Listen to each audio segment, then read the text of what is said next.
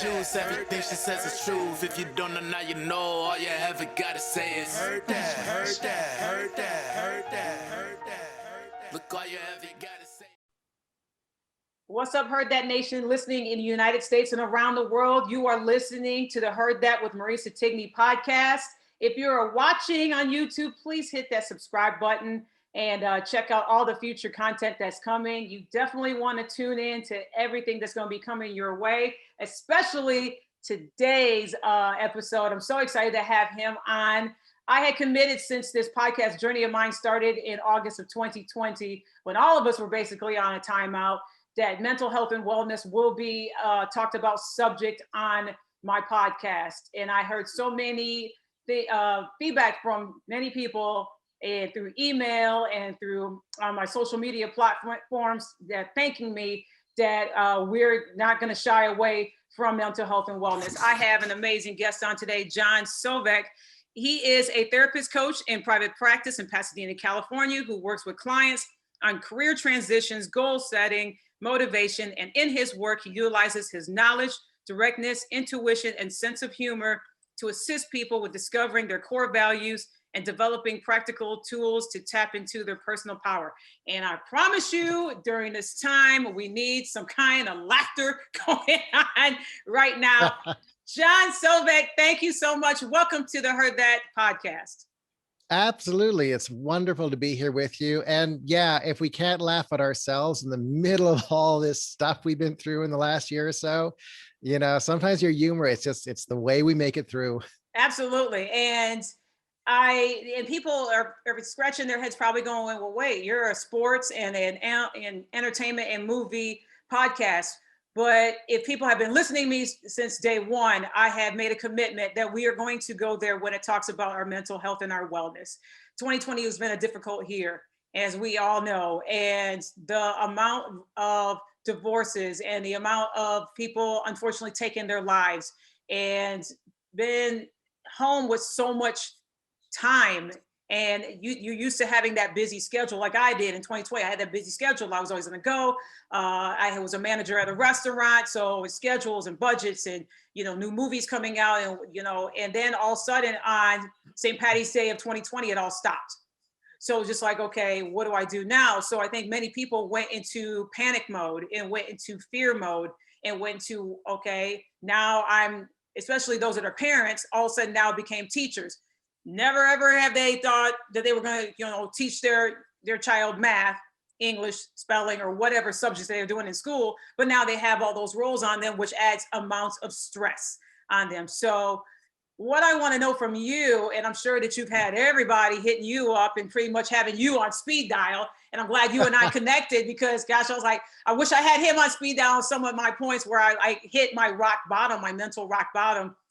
What is it during 2020 what you had gone through had anybody connected with you and, shared stories with you, and how did you help them through with what they were going through the crazy year that just passed? Well, the thing is, and I think it's so important to really start at this really basic level of understanding of our experience of 2020 is nowhere in our lives were we trained to live in a year of quarantine. Mm-hmm. We didn't learn it in school. We didn't necessarily learn it from our parents. We may have heard stories of living through tough times, but we didn't have the training, the skill set to be able to step up to the plate. And like you say, take on all of these additional roles. Mm-hmm. For a parent who's like, okay, I'm heading to work, to suddenly be home all day doing their work and trying to manage their kids' school schedule and still get meals on the table and still trying to keep, a sense of family cohesion. None of this was stuff that any of us were trained for. And so what it did, it put a huge amount of pressure on us as individuals and also on family systems. Mm-hmm. We do see that, in a lot of families, if you had a really strong family going into lockdown, for many people, that actually strengthened the experience of their family. It brought them closer together. It turned them into a team that was working effectively. Mm-hmm. If you had a relationship where there were already cracks or flaws in the relationship that you'd all been like brushing under the rug, they started showing up and manifesting because you were suddenly around your partner and your family 24/7. And it put so much pressure on the family systems. And you're right, we had a huge rise in suicide rates over, 2020. And this is because people were put in these positions where they weren't prepared, and that the mental overload just really shut their systems down. hmm and we weren't prepared. And I'll take myself as an example, thinking that this was only going to last weeks, maybe a couple months. We're already a full year, and then now into May, slowly people are getting vaccinated. We're seeing the vaccinations go up. People are unfortunately thinking, well, I'm vaccinated now, I can take the mask off and walk around free and everything else, which in this case we need to still continue social distancing and mask and all that. And even though that many people, they'll say it, on camera and everything, that they have gone back through a sense of normalcy and they want that normalcy back. I don't think that we're going to go to that normal, if that makes sense. I think that we're Well, going and to I go think to that, that new normal, that people need to realize this part of the COVID almost post pandemic has altered everybody's regular way of living. mhm. And I think that idea, everyone's saying return to normal. And hmm I actually push against that. I think your phrase, the new normal, is actually a much more important way to look at it. And for me, I want to encourage that new normal looks at us like taking care of each other, being there for each other, checking in on our neighbors and making sure that everyone's doing okay, finding ways to stay connected with family that aren't always like once a year we go visit grandma in Wisconsin. But we started doing these Zoom calls and it's fun and grandma's liking it. So let's keep those going. hmm So we take what we discovered, this idea that we are interrelated and we need to connect. And that's actually so good for our mental health and I well-being, agree. that maybe we can push against that like 80s story of the me generation and open it up to a community we-based generation. Oh, I like that. A we-based generation. And you're right. Why would we want to go back to what was and then not embrace what can be and Well, make and something good of that? we'd all been sold this idea that we were supposed to be our individualistic pioneers. And if you think about most people's lives, we live in a home either by ourselves or with a limited number of people that are family. Then hmm we get in a car and we drive somewhere by ourselves and go to an office where we're potentially in a cubicle, isolated from other people. This is actually not how human creatures were made to connect and interact. If we go way back into our animalistic side, and that's the thing I think most humans forget, is that we're actually still animals. hmm But we had this mentality where we grouped together for the well-being of the community. Right. And it's so important to take that into play. I have a colleague of mine, and she has a way of putting it that I think is so incredibly powerful. So play along with me for a second. You All right. ready? All right. Okay. So you decide to go hiking up in the mountains. Okay. Mm-hmm. And it's you, Marissa, just like walking around, having a nice day. The pine trees are there, the wind's blowing, everything's beautiful. And suddenly a bear appears in front of you in the path. What do you think the odds are of you surviving that bear if it's just you? What are my odds of surviving? Ooh, I put myself at a pretty high rate because I think it's because here's the thing. I watch so many nature shows with my husband, and we're watching them together, and he'll talk about, Marisa, if a coyote approaches you, what should you do? Well, I'm gonna run. No, you don't run. You back away slowly. And then you do this, and they're like, okay, if you're stuck, he will go and do so many scenarios with me. Right. So I feel confident that, like, if a bear does approach me, I'm like, okay, I'm gonna slowly back away from him, Mhm. and just, make sure I don't step on a twig or anything else. It Right. just, Okay. just back away and not freak out, not panic. And then when I'm far Right. enough away, I'm taking off. I'm using my old track instincts, and I'm taking off. But if it's just you and the bear, let's say your survival rate might be 50%. Mhm, But let's say you were hiking with your husband and he was there with you. mhm. Suddenly there's two people and there's a little bit more presence and emphasis. And suddenly maybe your survival rate goes up to 75% because you might push your husband in front of you for the bear to feed and then you run away. Or because there's two of you, the bear's a little bit more like, But let's say there were five of you, your husband, and some friends went hiking. Mhm. Your rate of survival goes up dramatically. Why? Because you've connected to a group, to a community. And I think that That's applies good. so powerfully to what we're doing right now, Mhm, that every moment that we can connect to community, whether it's in our own family, whether it's in our neighborhoods, whether it's taking on a bigger, community, national, international story, that those connections, that sense of belonging and being in life with other people, mhm. those are the things that help set us up for a really powerful mental state and make us feel at our best. I think that is so important to people for people to realize we are connected and how we stay connected. And I think throughout the year, especially for me, I found different ways to connect. Zoom being one of them with my best friends, music with the very popular DJ D Nice and his Instagram, and how he had people connect through music, and how many stories that he talked about how music helped people get out of their depression, get out of their loneliness, get out of their anxiety. What is it, some things that you suggest, John? Because there was a YouTube that I checked out on you, and it was so beautiful how you were talking to a couple of people. I think it was 2 or 3 months ago. These gentlemen that you were talking to, and I think we as a society, when 2020 and that pandemic happened, there was one key thing, and you brilliantly talked about it. Yeah, I didn't even think about it. It was like an aha moment. We forgot to breathe. We Mhm. forgot to take in what is around us, even though that, yes, we lost our jobs. Yes, the income may have dropped. Yes, we can't leave our homes, but we're here, we're safe. I'm surrounded by these four walls. My lights are on. The air conditioning's on, thank God, especially in Texas. The water works. I'm able to take a shower. My husband's still working. And it was an overwhelming sense of gratitude that I finally was able to accept. I was able to accept gratitude when I was on my go and I was doing, my work, and I was busy, and, all the different things that I was. But I kind of left gratitude in the rearview mirror when it came to my part of my world stopping. And Mhm. so I think that people need to realize that they need to stop with everything that's gone on. And there's been so much crazy that's been going on. But we're still here.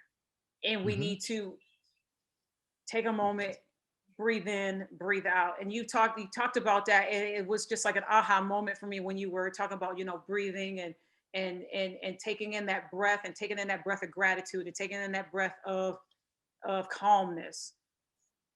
Well, and the thing to understand is that when this all went down and we went into fear-based mode, the whole like toilet paper, debacle and Yes, people getting freaking any out. kind of right, Right, getting any kind of antibacterial hand sanitizer. right. Yeah. So all of that feedback and what we were hearing the news and what we were hearing about, death rates and infection rates put us into a place of fear. Mhm. And when fear takes over the body, it really stimulates adrenaline, cortisol, norepinephrine, and we go into this really hypervigilant state. And because, especially at the beginning, there was no relief from these messages of, death and destruction and fear, that we kept getting more and more and more activated. Well, when we go into that really intense fear space, our ability to breathe like shuts down. At Mhm. most, we're able to barely get like breath up into the top of our lungs. Mhm. And so the body now says, oh, I'm in a deficit, and it gets even more anxious and closes in even more. And the thing about the breath is, if we can simply roll our shoulders back, sit up a tiny bit taller, and then take a moment and just take a deep, deep inhale all the way down into our bellies, we're sending a message to our bodies that we are going to be okay. We are going to be safe. Even if we don't know that for a fact, we are telling our bodies, slow down, breathe in, breathe Mhm. out. and the body will respond to that. And once we can take that body response, that somatic experience, and bring the body into a sense of safety, then we can access the brain and start to do decision making. Mhm. We can decide, yes, I am going to follow these protocols. Yes, I'm going to make sure the freezer is full. Yes, I'm going to make sure I tell my kids I love them every night before they go to bed. When we're out of that fear and that lockdown of the breath, when we open up, we're able to access those deeper resources. And Mhm. that's how we can make it through these challenging times, whether it's a pandemic or whether it's going to a job interview or whether it's a parent teacher meeting at your school. Taking that time to breathe before you step into those anxiety producing moments will Mhm. help you to be more present and more available to be your best self in them. I think that is so important, and it's key to just take that moment to breathe in and breathe out, and release, like you said, just to release all the anxiety and release all that fear and release all that frustration and everything. And so during 2020, and everybody, everything shut down and all that, what did you do during that year? Because I've had mental health experts on my show, and I'm like, okay, they give such sound, valid advice. I want to know how they made it through such a difficult year. So what is it that you did for yourself? Because I know you helped so many people get through this very difficult year, but what is it that you did for yourself that uh, kept you going? Well, I'm such a big believer that as caretakers, we need to make really good care of ourselves first. Hmm. Because if I don't take care of my needs first, there's no way I can possibly be available for you and your needs. Right. And it was an intense year. We had to move to primarily online therapy, and people were just clamoring, knocking at the door to get in for sessions. So it was a really big, intense year for all of us in the therapy field, and it's continuing on. So the things for me, they're always really simple. I'm also a yoga teacher. I've done yoga for almost 30 years now. Hmm. It's about having a yoga practice in place. It has been about, upping my meditation game and taking the time to just get silent and breathe for myself. Hmm. It has been willing to look into my partner's eyes and see love there and know we're going to make it through together. Um, it's been my garden. I love to garden. And it's been so beautiful just to spend time out there to bring it together. And then, most important for me, it's been talking. It's about sharing. It's Hmm. about speaking with colleagues who are going through the same overwhelm and overload that I might be going through, and us kind of like, whew, we're going to make it through this. We're doing Hmm. well. It's about, I have friends like all over the world. And because we had the time, we actually started doing more Zoom check ins rather than visiting them every 3 years. We actually are like every month we do a Zoom call. Those types of connections just help to maintain my center and my feeling of good life. Also cooking, love to cook, love to bake. Hmm. They're all simple things. I'm not a person who needs it to be some big, like huge gesture. For me, it's about a regular, ongoing daily practice of self-care that just helps keep me centered, alive, and ready to go. Okay, I got to know what you talked about your garden. So what are you planting? What's growing in your garden? Well, I am here in California. Hmm. So a couple of years ago, we tore out our nasty old lawn and we put in this amazing native plant garden. And it's all right now as I look out the window, it's bright oranges and yellows and lavenders. And we have tons of bees and birds and butterflies, and like the hummingbirds love this garden. And so any morning, if I wake up early enough, I go sit on the front porch and just like look at the garden and watch it come to life. So it's really beautiful. And then in the back, I've got vegetables and, fresh tomatoes off the vine with a little bit of basil you grew yourself. What more Hmm. could you need? Oh, that is fun. See, I'm in Texas and we're in our apartment. So that's the one thing I miss because I always did gardening with my grandmother from the islands of West Indies, God rest her soul. And she just had these big, huge, I remember as a child having running in the backyard because she had all this land and it was just nothing but big, huge sunflowers. And that was just like my happy place because it was just bright yellow and I loved like bright colors. And I remember that, and that was one of the things I went and reflected back to when I had all this time here is what is the things that made me happy. So that was one of Mhm. the reflections that I had. It was like, okay, those big, beautiful, bright sunflowers. And then she had her green peas, her tomatoes, her cucumbers that were all right there in a row. And so I took a moment to reflect on, when I was able to step outside, when we had that, somewhat that restriction, and just have a sense of, looking around and seeing the greens on top of the trees and hearing the birds chirp. And I mean, John, I was one of those ones where I walked to the parking lot, the place in my apartment, walked to the parking lot in my car as if I was going somewhere. And I just got in the car and I turned up the radio and I was just listening to songs. And I was just like, I just feel like that I took this, all expense paid trip, but it was just like, it was a whole different sense of gratitude for me to just go and just sit in my car and listen to music. I couldn't go anywhere because the stuff around me was closed, but I was just like, masked up, and I went to my car and I just sat there and I was like, you hear the music differently. You sit in your car and it's just different. And, and I reached out to other people and did you, go, I said, this ain't sound weird, but I went out to my car and I sat there and listened to music, and the many people that hit me up and said, that is not weird. I did that 3 times a day. And that was just absolutely amazing, because we taken that for granted, sitting in your car, listening to music, having the windows rolled down as if you're traveling on the road somewhere, but you're not, because you're just sitting there in the parking lot. That whole mental shift for me opened up a lot of appreciation. And I'm sure that you've heard many stories of those that people that have been, Zoom calling you, clamoring, knocking down your door, as you say. And I want to know, had anybody that has, reached out to you, how has your advice helped them get through a very difficult 2020 and still helping get them through 2021? Well, and I think the things you and I talked about earlier, these ideas of understanding these are unusual and difficult times, that for people to actually hear that reflected back to them and be like, oh, so it's okay that I'm not like a superstar succeeding at 100% on this. It's like, absolutely, it's okay. It's got to be okay that you are having difficulty with this. And I want to be completely transparent with you as well. Yes, I have all of these wonderful healing things that I do for myself on a regular basis, but I can think of at least 3 or 4 times when I came home and just needed to crawl in bed and cry in the pillow for a little bit because my body needed to release that. And we have been given this message that that kind of like sadness is shameful, that we shouldn't go to those places. But I'm here to tell you, if we don't allow ourselves to go to those places, we will hold on to it. And then we hold on to it and it goes deeper and gets bigger. And suddenly we're walking through the world with this big gray cloud around us. We have to learn the skill of releasing and letting it happen in the moment. You ask why is this so?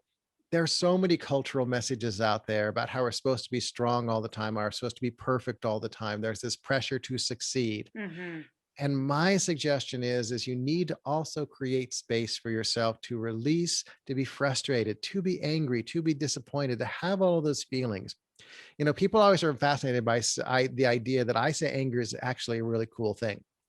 And the reason being is, if I get angry with you, I can't imagine that ever happening, but if I got angry with you, it is better for me in the moment to express that anger, to release it and move on, than to bury it deep down inside, hold on to it for 3 years, and then one day you put the glass in the wrong place in the cupboard and I explode on you. That's where we see anger not being good, because we haven't addressed it along the way. And I think that's with all of our emotional journey. There's this idea, so many of the self-help books look at the idea of you need to live in bliss. But if you think about it, that becomes its own like spiritual straitjacket itself. That we're not saying there's room for you to have every emotion that you have. And it's okay for you to feel frustrated some days. It's okay for you to jump up and down in joy. It's okay for you to feel a little bit gloomy one day, and then the next day, laugh your head off. It's powerful in this journey of self-discovery to give value and credence to all of our emotions and to be willing to express them in safe and constructive ways. hmm And I think the big thing that you had mentioned too is that it's okay to talk about it.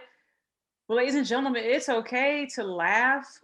It's okay to, just, I mean, laughter to me, and I don't know what I would do without it.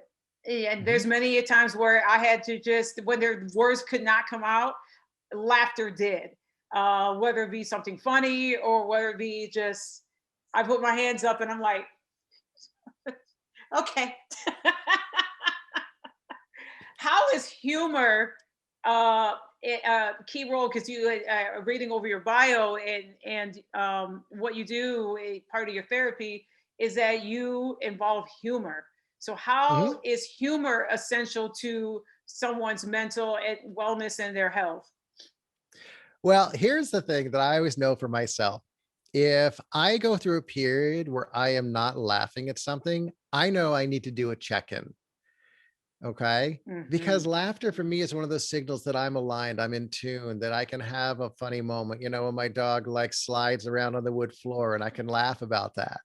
She's a Great Dane. It's really funny when it happens. She's like Bambi in the movie with her little legs going out sometimes. Hilarious. But I use that as kind of a temperature gauge sometimes. If I notice for some reason I have not been laughing recently, I pause and I check in. We get so caught up in like the depth of what's going on in our lives and the pain of it, that sometimes we need to be able to like come out of the deep end of the pool, come into the shallow end, play with the little floaties and splash water around. And to Mhm. me, that's what humor in this work is about, to step back and not take ourselves so seriously. Yes, in my work, I deal with people who are going through very serious things. And at the same time, sometimes we need to come back from that and look at, well, like, okay, so what was one moment where you had a win this week? What was something that delighted you? What was a moment that was really beautiful for you this week? Even the depth of our sorrow and pain, I think it's so important for us to look around and stay attached to the world we're in and see the miracle of it to help us move through these darker times. Mhm. I think that hopefully people that are listening and are watching are realizing the one key important, there have been several wonderful things that you have said, but I think the one big key component is that it is okay to talk about it.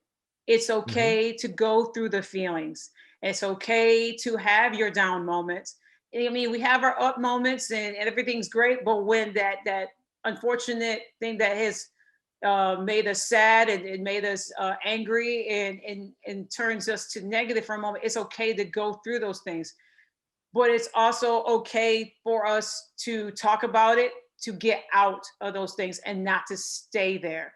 And I think what you had said in those is that it's important. Oh my gosh, it is so important to talk about it, Mhm. to not suppress it for so long, because it breaks my heart, so many stories that I've seen in the news as well as in entertainment world and in the sports world, and I applaud those different various platforms talking about it. You got celebrities, you got well-known athletes that are now using their platform to talk about them going through, them having a breakdown, them going through life and death choices, wanting to end it and then seeking help, that they are encouraging others to do so. And I love that out of this atrocious year that we had, that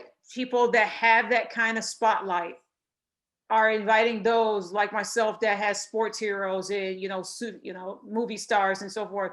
They're inviting us and saying, you know what, you got a problem and you're by yourself, or that it's okay to talk about. It's okay to reach, Mhm. call someone. It's okay to ask for help. It's okay to discuss how you're feeling.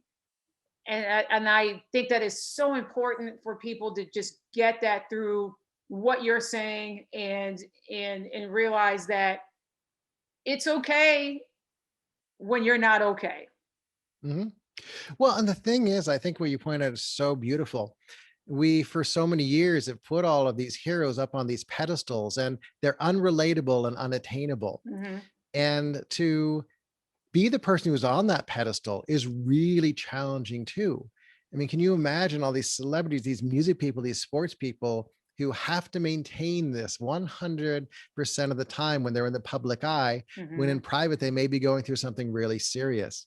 So for them to risk stepping down off the pedestal and being real makes them more relatable, makes our experience and their experience more real. Mhm. And the thing that we find in therapy that's one of the most powerful pieces of the puzzle, it's actually being able to sit in the room with someone and tell your story and have it heard. Because oftentimes when mental health issues are in play, whether it's depression, anxiety, other pieces of the puzzle, we feel isolated and alone with that. I'm the only person who's feeling social anxiety going back out into the world again. I'm the only person who's feeling depression in having to go through this year of lockdown. It's not true. Mhm. So when we talk to a therapist or we do group work or we listen to a podcast like this or we see a sports star or celebrity come out and talk openly about this, Mhm. it helps us understand that we are not alone on this journey and we're not alone with these feelings we're having. I think you just said something that was very important just now, is that someone that is going through a particular issue in their life, when they discuss it, they need to be heard. And talk to me and tell the people that are watching, people that are listening, there is a difference between being listened to and being heard. Mhm. Okay. So here's the way it works. It's real easy to tell the difference. If I am actually hearing what you have to say and you offer me something, when you're done, there's this moment where we're both marinating in it. If I'm just giving lip service to me listening to you, I am sitting there formulating my response before you've even finished telling your entire tale. That is one of the most obvious signs that we're not actually being present and hearing someone. So if your brain tends to be like, oh, I know exactly what they're going to say by the end of the sentence, guess what? You actually haven't heard what they have to say. And remember, hearing isn't just what we do with our ears. We receive information through our eyes. What's their body language? We receive Mhm. that energy information. How are they? They're kind of hunched over, or they seem to be ashamed of what they're saying as they're saying it.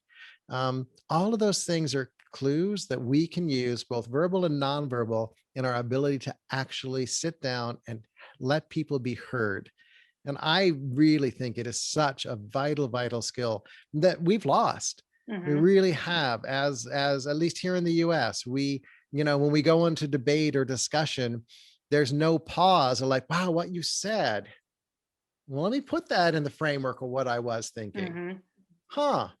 Okay, I see your point. Now let me add what my point was. Dialogue is really hard because we're so busy trying to pound each over the head with messaging that nobody's actually listening or being heard. And body language speaks so loudly. And Mhm. people need to realize that. And that was one of the things that I had to go through for years, because I would suppress so many things that I had going on because we didn't talk about it a whole lot. We would just go through the motions and everything else. And then little by little over a time, I have this huge brick wall around me where I don't want nobody near me. I don't want to talk about it. I don't want to hear your advice. I don't want none of that.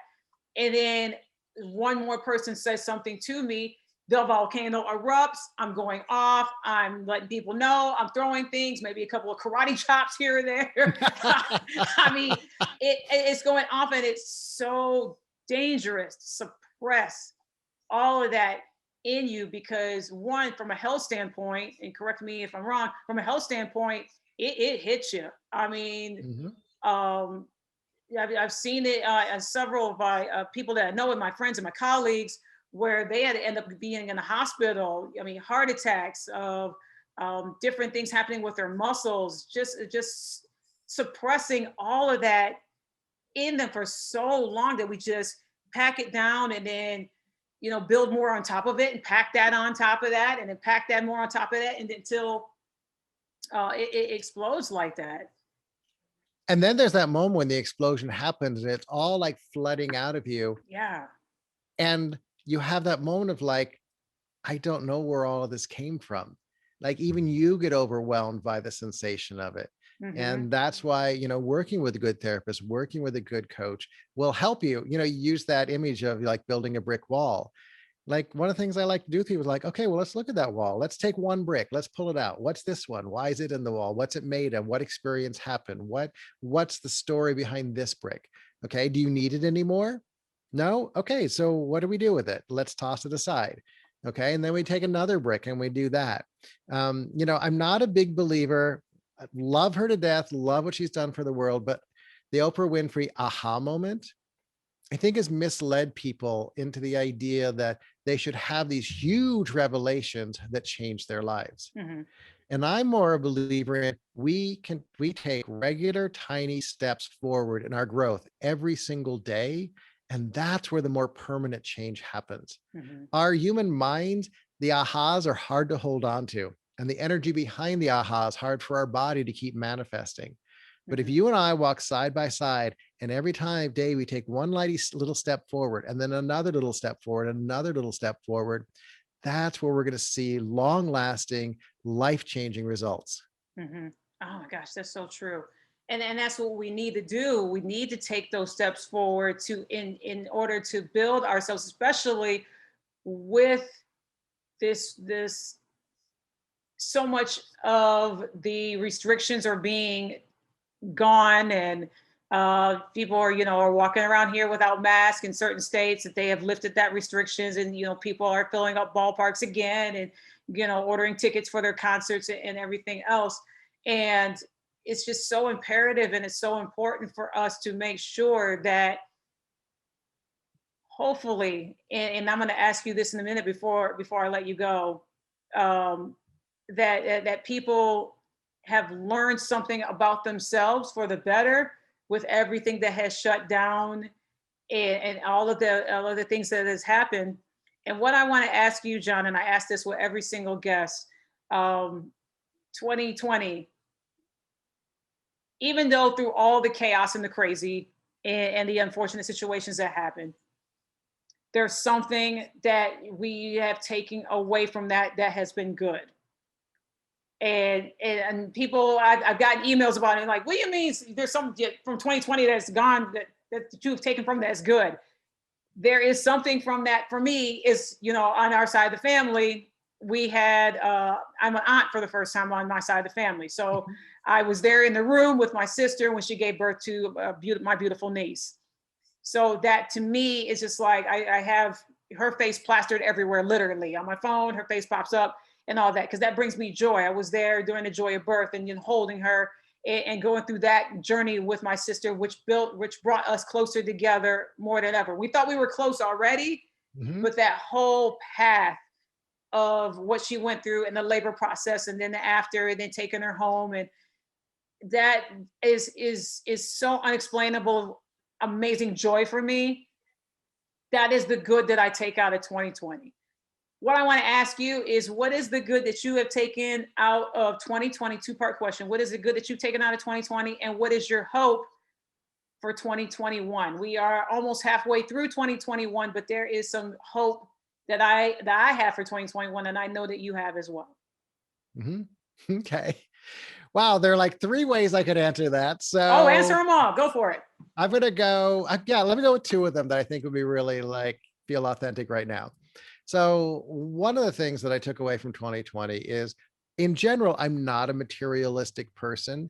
The one place I'll spend money on is shoes. Shoes are my thing. I know it. I got a big closet full of shoes. But in general, I'm not a very materialistic person. 2020, though, gave me a chance to even go deeper into that idea of the simplicity of life can be so rewarding. The simple things of baking or, cooking, that simplicity, not having to be at the newest restaurant, not having to go to the biggest concert, that simplicity was really rewarding for my soul. And that's something that I, have always, wanted for myself. And I live it, but I lived it even more in 2020. And I want to bring it forward even more as I move forward in my life. The other thing, and it relates to that, is I've mentioned a couple of times, I'm a baker. And what I did early on in the pandemic is when the first Easter came up after we had been quarantined, I was just like, our house is one of the houses where people come over and they hang out, and people couldn't come over and hang out. Mhm. So I took 3 days ahead of time and I baked a whole bunch of fun, like Easter cookies. And we made socially distanced deliveries all around Los Angeles to my friends. And we made this big loop, and we'd like put it on their porch. And then we'd stand back and they'd come out and we'd like all chat. Or if they lived in an apartment building, we'd meet down on the sidewalk and I'd put the cookies on the wall and then we'd, be apart and chat. That connection was so amazing. And so I did it through the entire year. Anytime we hit a holiday, I would be out making my deliveries. And we just did our last Easter one. And, that may be the last one we need of quarantine. Mhm. But once again, those simple actions of recognizing the friendships in our lives, the people around us, man, I can't tell you, people were just floored by it. And I would come home at the end of the day and be like, yay, I did good in the world. So that's another really beautiful thing that came out of that. And I just want to keep bringing that forward. Gosh, that is so beautiful. Why didn't I live near you? I mean, you baking good. I mean, can I put my order in? I mean, You can. yes. I Well, love because cookies. we have these 3 huge lemon trees out back, and they are producing like crazy this year. So for Easter this year, it was lemon bars with blueberries in them. Oh. So if you like lemon bars, I'll be stopping by and I'll drop some off for you. Oh, gosh, lemon bars with blueberries. That sounds absolutely delicious. John, you have been an absolute gem on this show, and I hope that everyone took away some really good things that you have said, and just some amazing coaching that you've done. Because I definitely have. Like, I'm making mental notes. I'm definitely going to be playing back this podcast once it drops, because there's some things that I took away from what you said. How can people stay connected with you? So the best way to reach out to me is on my website, which is johnsovec.com. That's JOHNSOVEC.com. And then they can also find me on social media. I'm on Twitter. I just started Instagram this year, so I'm kind of a newbie at it. He's on Instagram. Woohoo! You can find me at John Sovec Therapy on Instagram. And it's a whole new world out there. But, if we don't challenge ourselves, we don't grow. So yeah, you can find me on Facebook as well, but feel free to reach out if you have questions that came up from listening to us today. I'm more than happy to chat with you. John, thank you so much for joining the Heard That podcast. I appreciate everything that you said, and I will definitely, I know I'm going to have you back, because there's going to be some people are going to listen to this, have some questions, everything else. And I'm like, that's a great question. Let me have them back for another episode. With our lemon bars and blueberries. There you go. Perfect. Yes. Thank you so much for coming on the podcast. Appreciate it. Thank you. Thank you so much, listeners, for tuning in today. And as I always end the show, take care, stay safe.